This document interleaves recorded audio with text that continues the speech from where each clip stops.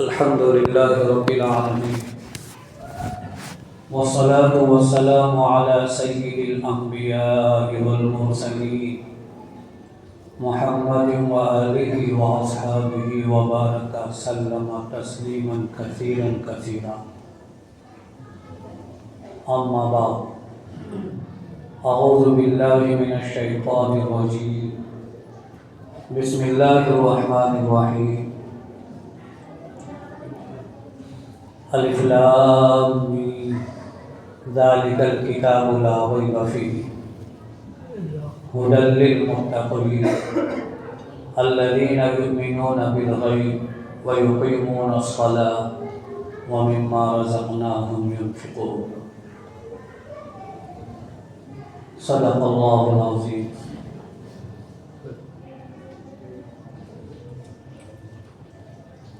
قال النبي صلى الله عليه وسلم: من ترك الصلاة متعمدا فقد كفر، أو كما قال عليه الصلاة والسلام.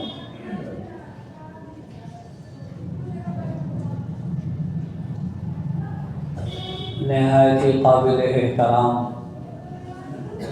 بزرگوں، بھائیوں اور نوجوانوں،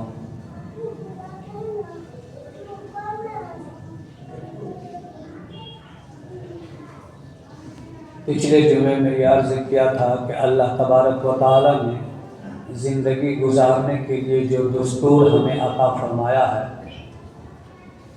اس کا نام ہے دین اسلام.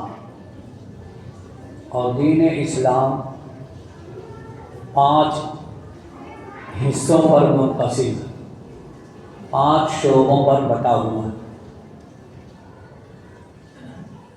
جس کا ذکر میں نے پچھلے جمعے میں کیا تھا کہ اس میں نمبر 1 پر ہے اعتقادات، یعنی بندے کا عقیدہ درست ہونا. اور اعتقادات کے بعد باری آتی ہے عبادات کی، اور عبادات میں سب سے زیادہ اہم عبادت نماز کا ہے. تو اعتقادات کے تعلق سے تو پچھلے جمعے میں بقدر ضرورت بات ہو چکی.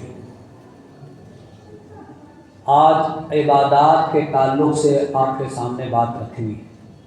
اسی مناسبت سے میں نے قرآن کریم کی سورہ بقرہ کی بالکل ابتدائی آیات پڑھ کر سنایا ہوں. چونکہ اللہ تبارک و تعالیٰ نے قرآن کریم میں اور نبی کریم صلی اللہ علیہ وسلم نے احادیث مبارکہ میں جا بجا متعدد مقامات پر ایمان کے بعد نماز کا ذکر فرمایا. چنانچہ سورہ بقرہ کی ابتدائی آیت جو پڑھ کر سنایا ہوں، اس میں اللہ تبارک و تعالیٰ نے متقیوں کی صفات بیان فرمائی ہے کہ متقی کون لوگ ہیں. پھر اللہ نے فرمایا الذین یؤمنون بالغیب، متقی وہ لوگ ہیں جو بن دیکھے اللہ پر ایمان لائے، ویقیمون الصلاۃ، اور نماز قائم کرتے ہیں. تو اس آیت کریمہ میں بھی اللہ تبارک و تعالیٰ نے ایمان کے بعد متصلا، یعنی ایمان کے بعد فوراً نماز کا تذکرہ فرمایا. تو اس لیے میں نے کہا کہ عقیدے کے درستگی کے بعد سب سے اہم ترین عبادت نماز کا ہے. ایک صحابی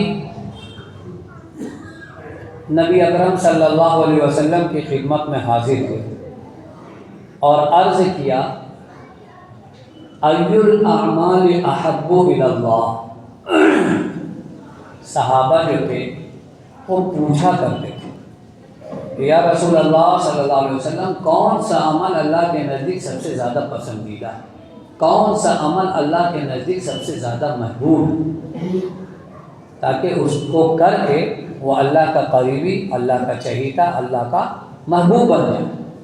چنانچہ یہاں بھی ایک صحابی خدمت رسالت میں حاضر ہوئے اور عرض کیا ای الاعمال احب الی اللہ، کہ اللہ کے نزدیک سب سے زیادہ پسندیدہ عمل کون سا ہے؟ تو آپ صلی اللہ علیہ وسلم نے ارشاد فرمایا ایمان باللہ، اللہ پر ایمان لانا۔ قال ثم ای، اس صحابی نے عرض کیا کہ اس کے بعد کون سا عمل زیادہ اچھا؟ قال، آپ صلی اللہ علیہ وسلم نے ارشاد فرمایا الصلاۃ علی وقتہا، کہ نماز کو اس کے وقت پر پڑھنا۔ تو یہاں بھی دیکھیے ایمان کے بعد فوراً نماز کا تذکرہ ملتا ہے، حتیٰ کہ اللہ تبارک و تعالیٰ نے مجرمین کے جرائم کا جہاں تذکرہ فرمایا وہاں بھی اللہ تعالیٰ نے اس ترتیب کا خیال رکھا، اس ترتیب کو ملحوظ رکھا۔ چنانچہ قرآن کریم کی ایک آیت ہے، اس میں اللہ نے فرمایا فلا صدق ولا صلی، نہ تو اس نے تصدیق کی اور نہ اس نے نماز پڑھی، یعنی یہ کہ نہ وہ ایمان لایا اور نہ اس نے نماز ادا کی۔ تو یہاں بھی دیکھیے ایمان نہ لانا یہ سب سے بڑا جرم، اور ایمان نہ لانے کے بعد سب سے بڑا جرم ہے نماز کا نہ پڑھنا۔ اللہ تبارک و تعالیٰ نے قرآن کریم میں کثرت کے ساتھ، اور نبی اکرم صلی اللہ علیہ وسلم نے بھی احادیث مبارکہ میں کثرت کے ساتھ نماز کا ذکر فرمایا۔ ہمارا خود کا مزاج کیا ہے؟ ہم لوگوں کا خود کا حال کیا ہے کہ اگر اپنے ملازم کو یا اپنے اسٹوڈنٹ یا اپنے شاگرد کو یا اپنے بیٹے کو ہی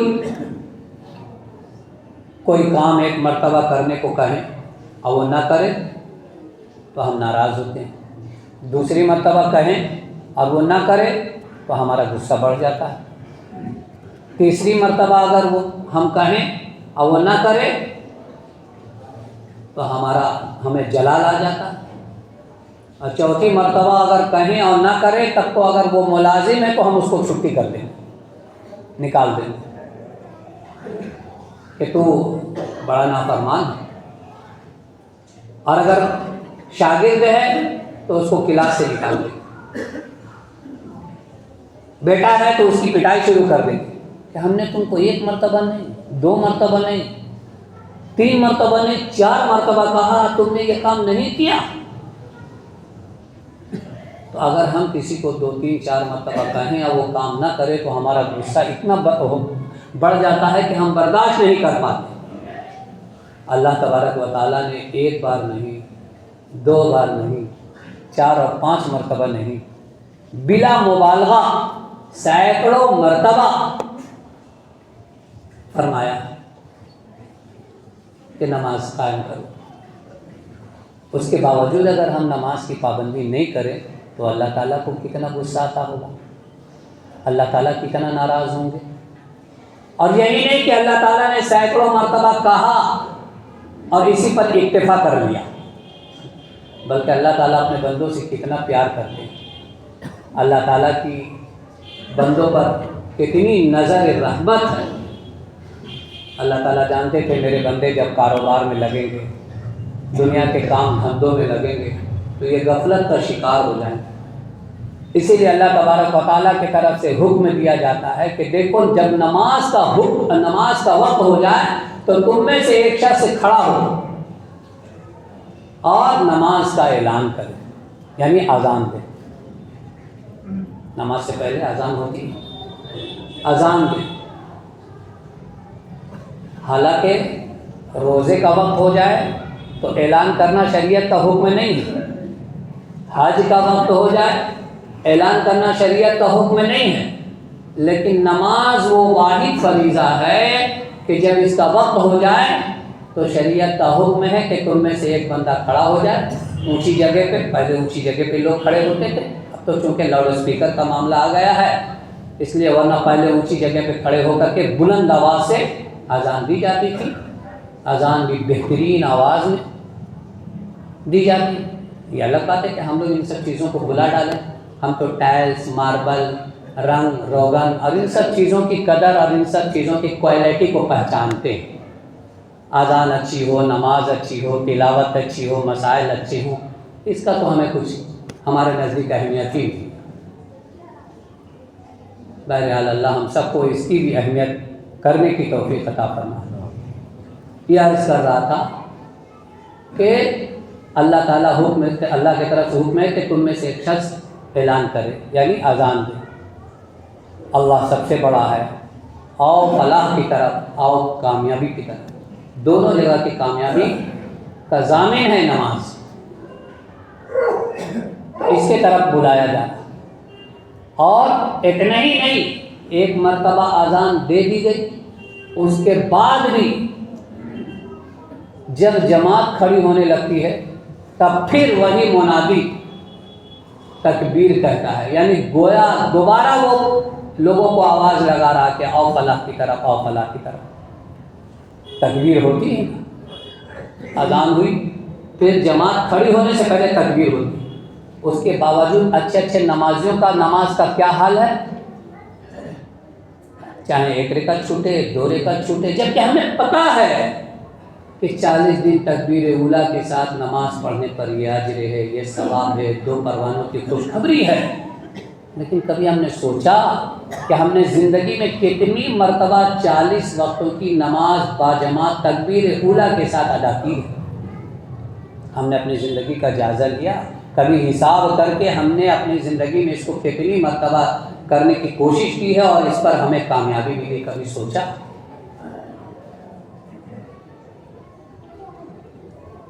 تو اتنا اللہ تعالیٰ اپنے بندوں سے پیار کرتے ہیں کہ بار بار کہنے کے باوجود نماز کا وقت ہو جاتا ہے تو اعلان کا حکم دیا جاتا ہے۔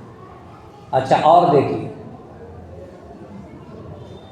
بچہ نابالغ ہوتا ہے تو شریعت کے احکام کا وہ مکلف نہیں ہوتا، شریعت کے احکام کا وہ پابند نہیں ہوتا، لیکن اس کے باوجود نبی اکرم صلی اللہ علیہ وسلم نے فرمایا مروا اولادکم بالصلاۃ وہم ابناء 7 سنین،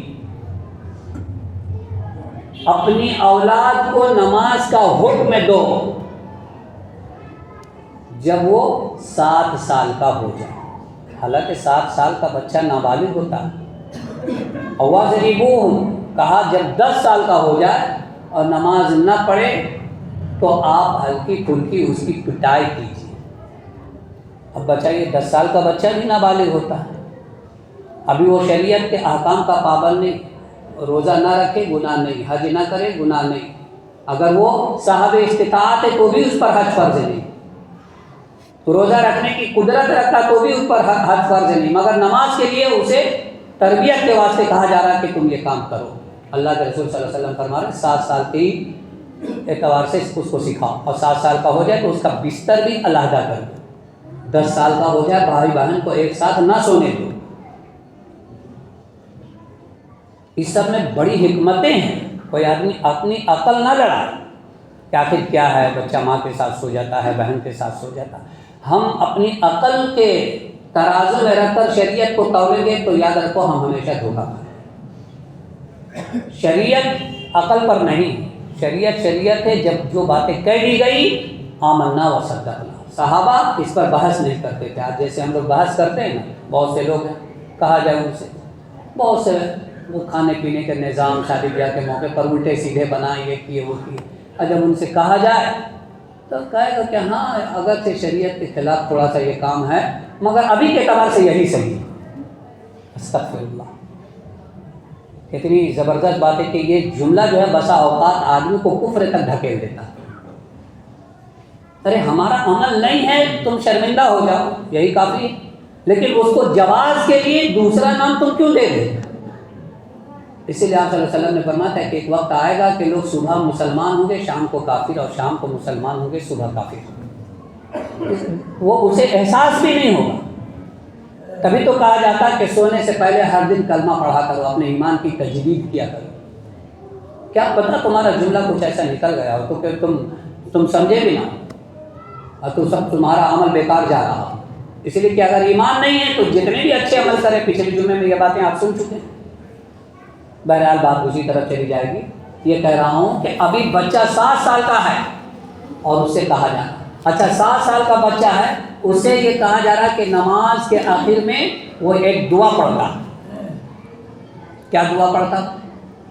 بعض لوگ تو دعائے معصورہ پڑھتے ہیں قاعدہ کے آخرہ میں، اللہم انی ظلمت نفسی ظلما کثیرا الی آخر الدعا، اور بعض لوگ رب اجعلنی مقیم الصلاۃ ومن ذریتی، یہ پڑھتے ہیں ربنا وتقبل دعا۔ اور وہ 7 سال کا بچہ اپنی اولاد کے لیے دعا مانگ رہا، کیا دعا مانگ رہا؟ کہ اللہ میری اولاد کو اچھی ملازمت دے دے؟ نہیں۔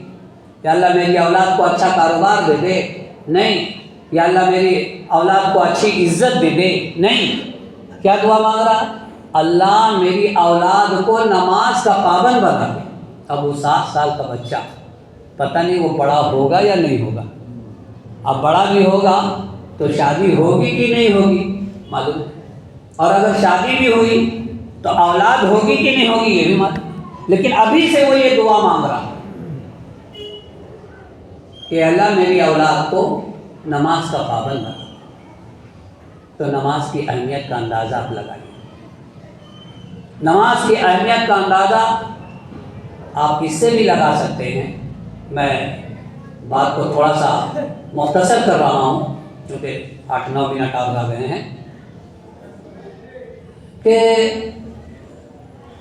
حضور اکرم صلی اللہ علیہ وسلم طائف کے موقع پر لہو لہان ہو گئے۔ آپ کو پتہ ہے نا، مکے والوں سے جب آپ دل برداشتہ ہو گئے تھے تو طائف کا سفر کیا، بڑی امید لگا کر کہ وہاں میرا بچپن گزرا ہے قبیلہ بنو سعد میں، تو وہاں کے لوگ کچھ اہمیت دیں گے، لیکن وہاں اس سے بھی زیادہ ظلم و ستم میں مکے والوں کو بھی ان لوگوں نے پیچھے چھوڑ دیا، اتنا ستائے کہ آپ کی قدم مبارک خون سے رنگین ہو گئے، فرشتوں میں کھلبلی مچ گئی، سب اپنی جگہ تھی، مگر آپ صلی اللہ علیہ وسلم نے طائف والوں کو بد دعا نہیں کی۔ غزوہ احد میں آپ کے دندان مبارک شہید ہوئے، پیشانی مبارک پر زخم آئے، مگر آپ نے بد دعا نہیں کی۔ البتہ خندق کے موقع پر جب کفاروں کی وجہ سے آپ کی کئی وقتوں کی نماز قضا ہو گئی تھی تو آپ صلی اللہ علیہ وسلم نے یہ بد دعا کی کہ اللہ ان کافروں کی قبروں کو، ان کے پیٹوں کو، ان کے گھروں کو آگ سے بھر دے، اس لیے کہ اس نے نماز پڑھنے نہیں دیا۔ تو نماز کی اہمیت کا اندازہ کس سے لگائی؟ امام احمد بن حنبل رحمۃ اللہ علیہ ائمہ اربعہ میں سے ہیں، ہے نا، امام ابو حنیفہ، امام شافعی، امام مالک اور امام احمد بن حنبل۔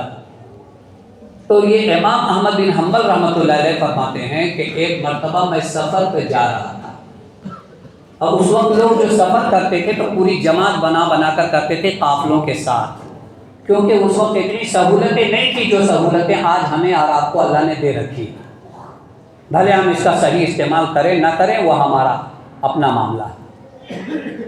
تو وہ سفر کر رہے تھے تو کچھ ڈاکوؤں نے ان لوگوں کے ساز و سامان کو لوٹ لیا، پیسے کوڑی لے لی۔ اب اتنے میں نماز کا وقت ہو گیا تو ان ڈاکوؤں میں سے ایک ڈاکو نے نماز کی نیت باندھ لی، نماز پڑھنے لگا۔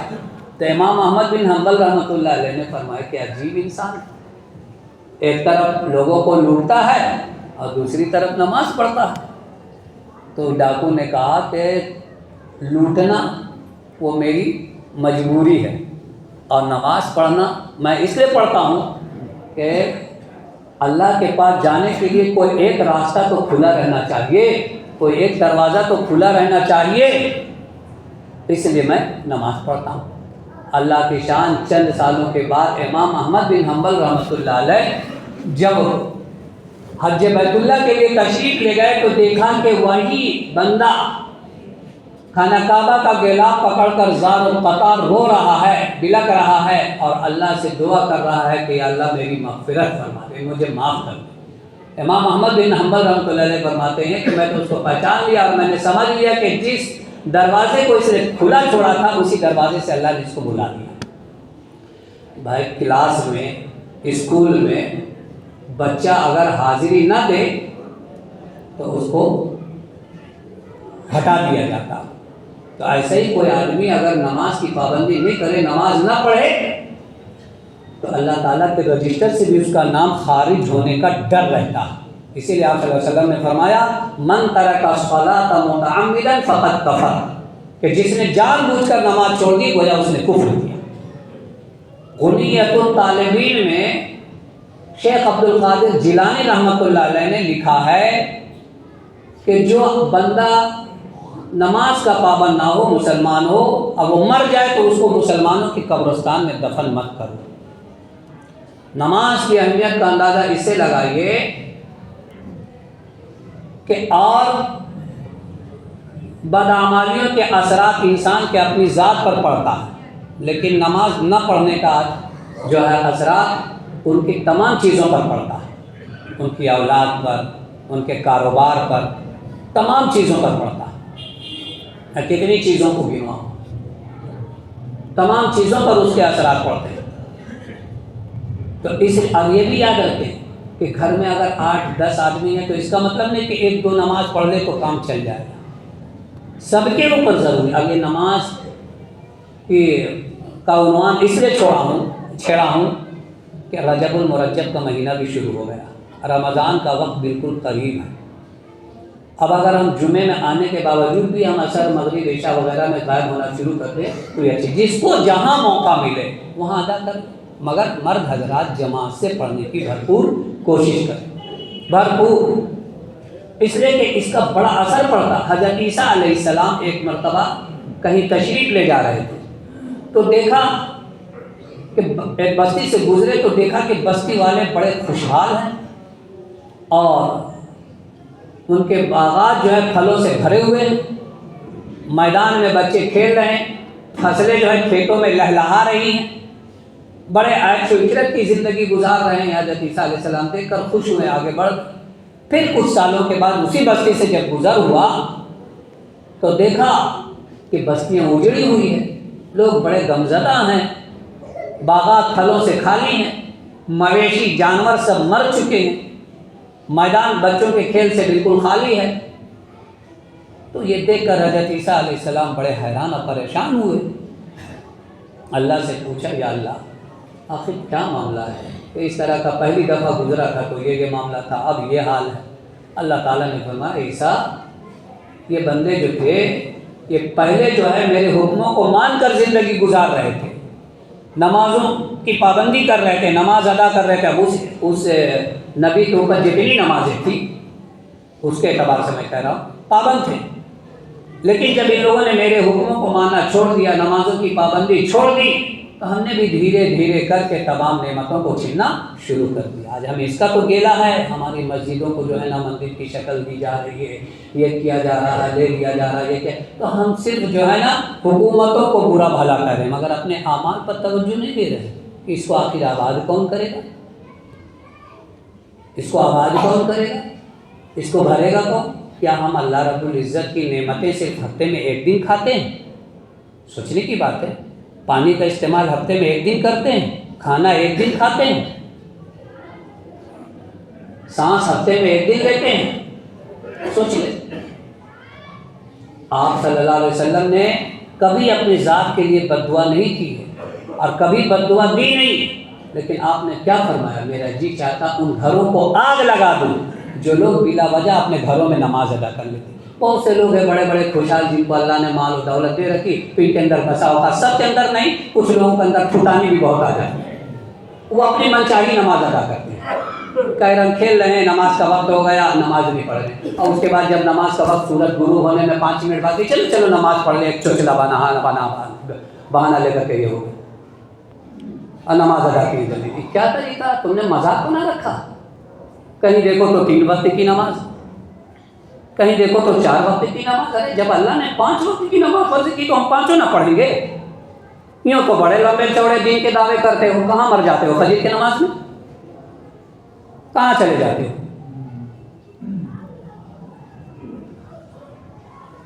تو بھائی اللہ نے جب اتنا اہم فریضہ عقائد کے بعد سب سے زیادہ اہمیت نماز کی ہے، اور ابتدا سے ہے. حضرت عیسیٰ علیہ السلام کو بچپنے سے نماز کا حکم دیا گیا. قرآن مجید سے اس کی تائید ملتی ہے.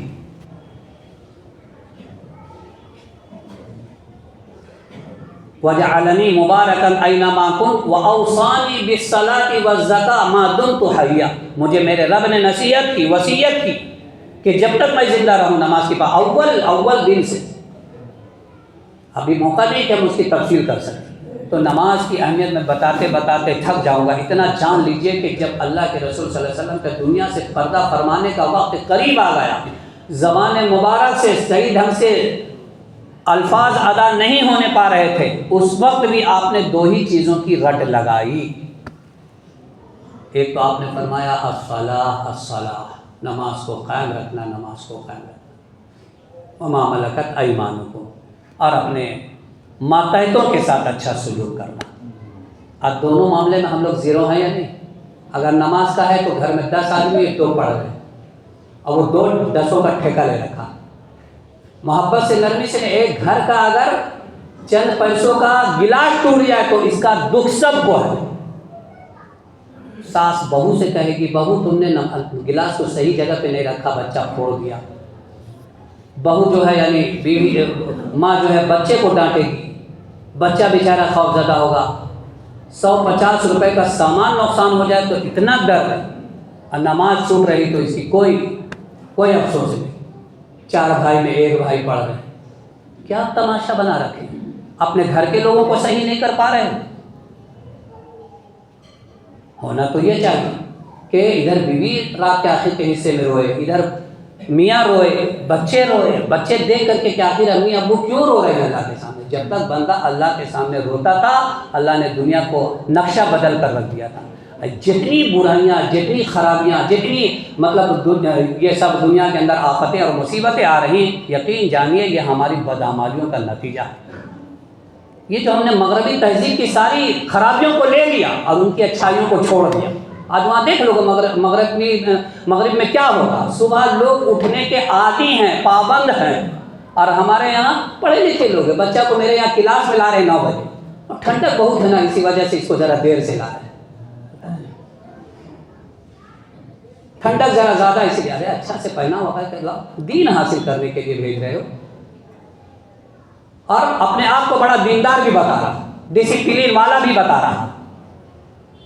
میں ایسے لوگوں کا رائے کے دانے کے برابر عزت نہیں کرتا ہوں جن کے معاملات دیکھتا ہوں خراب، جن کے اخلاق دیکھتا ہوں خراب، چاہے وہ جتنا بڑا نمازی ہو. اگر میں دیکھتا ہوں کہ اس کے ماں باپ کے ساتھ اس کا اچھا سلوک نہیں، میرے نظر میں وہ گھٹیا انسان ہے، اس کے معاملات میں خرابی ہے، اور اس کے گھر کے شادی بیاہ صحیح نہیں ہے، تو چاہے وہ اپنے آپ کو جتنا بڑا دیندار کرے، میں ان کے گھر میں بیٹھ کر بریانی کیوں نہ کھاؤں، لیکن میرے نظروں میں وہ اچھا انسان نہیں ہے. ہم من چاہی عبادت نہیں کر سکتے. اللہ نے ہمارے گلے میں شریعت کا پٹا باندھ دیا، ہم نے غلامی کا طوق اپنے گلے میں ڈال لیا، اور اس بات کا اقرار کیا ہے کہ اللہ تیرے حکم کو پورا کروں گا، اور تیرے حکم کو بھی نبی کے بتائے ہوئے طریقے کے مطابق پورا کروں گا. اپنے من کے مطابق نہیں کہ آدھا لے لیا، آدھا ٹیچر آدھا بٹے.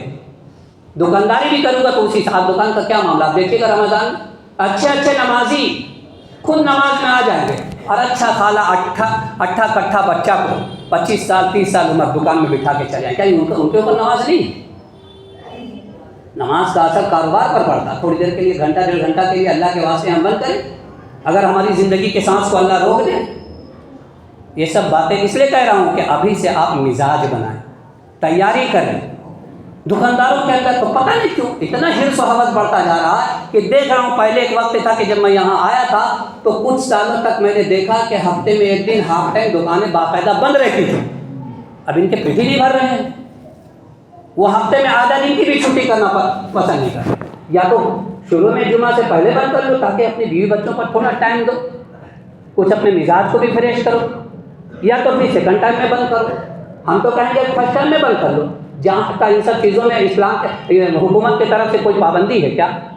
ہمیں بتائیے کہ ہاں حکومت کی طرف سے پابندی ہے کہ جمعہ کا دن تم فرسٹ ٹائم میں دکان بند نہیں کر سکتے ہو. اگر پابندی ہو تو چلو بھائی تھوڑا خوف ہے.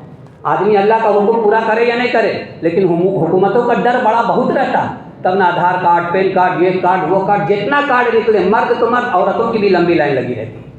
چلو ہم یہ نہیں کہتے مت کرو،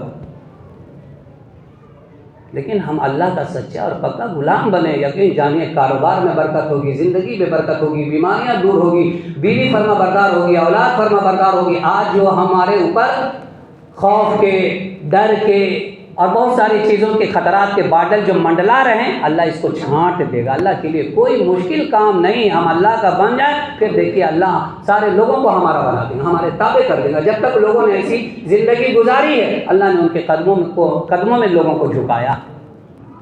اور صرف زبان کی غازی نہیں, ہم کوشش کریں, ہم بھی نمازی, ہماری بیوی بھی نمازی, ہمارے بچے بھی نمازی, ہم بھی قرآن مجید کی صبح میں تلاوت کا عادی بنیں, بچوں کا بھی عادی بنیں. اس طریقے سے اگر ہم اپنی زندگی کا نظام بنائیں, ایک دم سے نہیں بنے گا. میں جانتا ہوں بہت ہم لوگ بگڑ گئے ہیں, ایک دم سے نہیں بنے گا. لیکن دل میں جو ہے قرآن رکھے, چاہت رکھے اور ارادہ رکھے, اور گندگیوں کو اندر سے نکالے. حسد, جلن, کینہ, غیبت, چغلخوری, بدگمانی کی یہ سب جو عادتیں ہیں نا, اس کو دھیرے دھیرے کر کے کھرچ کر کے نکالے. انشاءاللہ پھر کون کیا ہوگا نہیں ہوگا, لیکن اتنا جانتے کہ جن کی زندگی اچھی ہوگی اس کی موت بھی اچھی ہوگی, اور جس کی زندگی بری ہوگی اس کی موت بھی بری ہوگی. یہ کیسے ہو سکتا ہے کہ کوئی آدمی قارون, حامان, شداد بن کے زندگی گزارے اور اس کی موت جنید بغدادی جیسا ہے, خواجہ معین الدین چشتی کی طرح ہے؟ یہ ممکن ہی نہیں, اللہ کا نظام نہیں ہے. تو اس لیے ہماری موت بھی اچھی ہوگی اگر ہمارے اعمال اچھے ہوں گے تو. اللہ تعالیٰ کہنے والے کو بھی, سننے والے کو بھی عمل کی توفیق عطا فرمائے.